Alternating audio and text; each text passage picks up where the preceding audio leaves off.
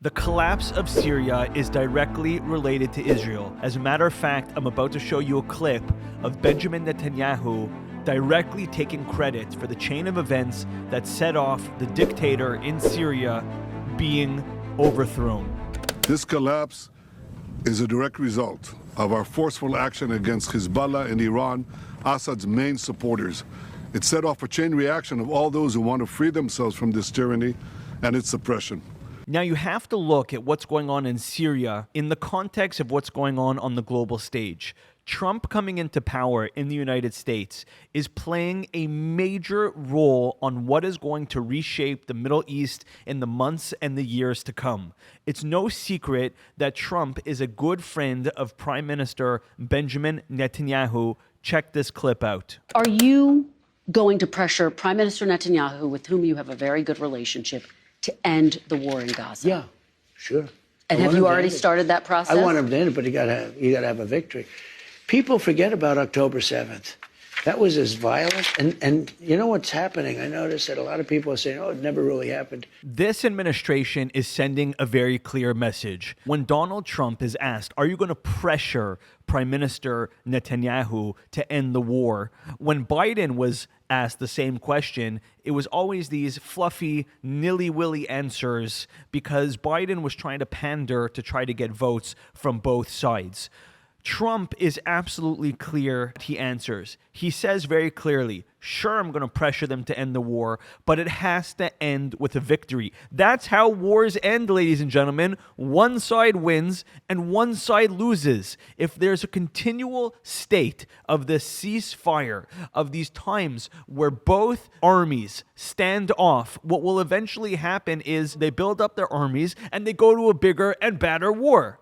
But Trump understands the art of the war is that there has to be a winner and there has to be a loser. And with Trump directly supporting Netanyahu in his effort to overcome the enemies of Israel, now with God's help, this will finally be achieved, and hopefully this time for the last time.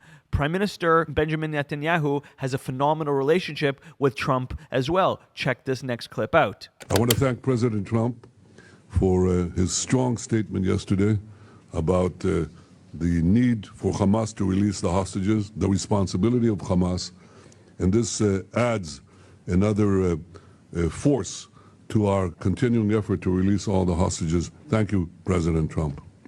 Once all the hostages are released, the war will be over. It's as simple as that. There's one party keeping up the war, and that is Hamas.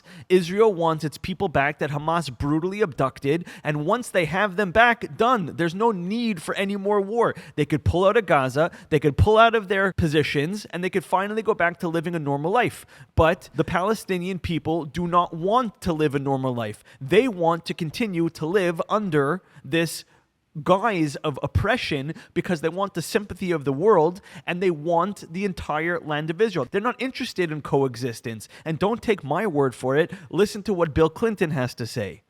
When I tell the young people, for example, who are understandably in America, let's say they're super sympathetic with the Palestinians.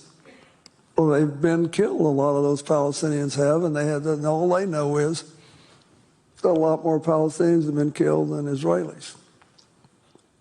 And I tell them what Arafat walked away from. And they can't believe it. I said, oh yeah, he walked away from a Palestinian state with a capital in East Jerusalem.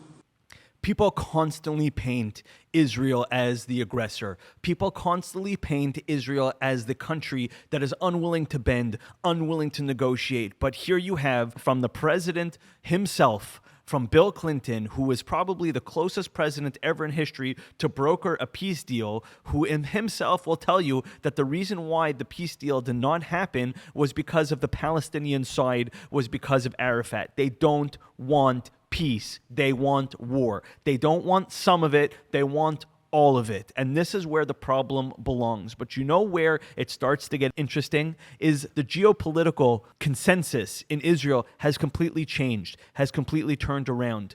Israelis, by and large, used to be open to this concept of having a Palestinian state peacefully alongside theirs. After October 7th, all of that is done. All of that is over.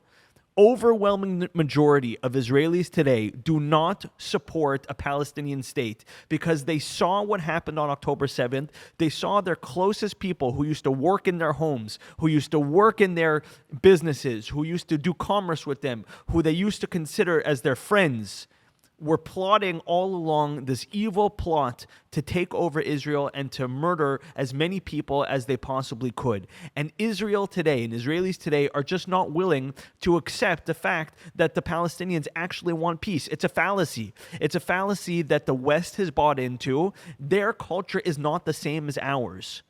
We are not like them. And they are not like us. We want to raise our children with prosperity. We want to raise our children with peace. We want to raise our children in a society where we can actually grow and build. They don't want that. They are more interested in the destruction of Israel than building up their own state. And between you and I, let's just get biblical here for a second. Why not? Let's have fun with it.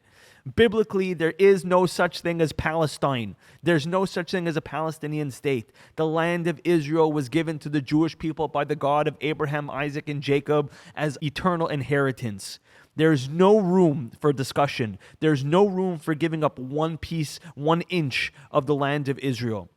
The Lubavitcher Rebbe was very strong on this. He foresaw that if you gave up land to the Palestinians, not only will that not calm them down, but it will do the opposite. It will embolden them. They will see that their tactics of terror are working. And once they see that their tactics are working, they're going to double down on what has worked, which is doubling down on the terror. No land of Israel could be given. Not 1 inch, not 1 centimeter, not 1 pound. Nothing could be given to the Palestinians. The land of Israel belongs to the Jewish people. It always has, and it always will. And when the Jewish people are strong on this, and when the leadership of Israel is strong on this, the world will respect them. And to be honest with you, the Palestinians will respect them, because a strong Israel is good for the Arabs that live in Israel, because Israel gives them the proper dignity of life that they cannot achieve anywhere else in the Middle East.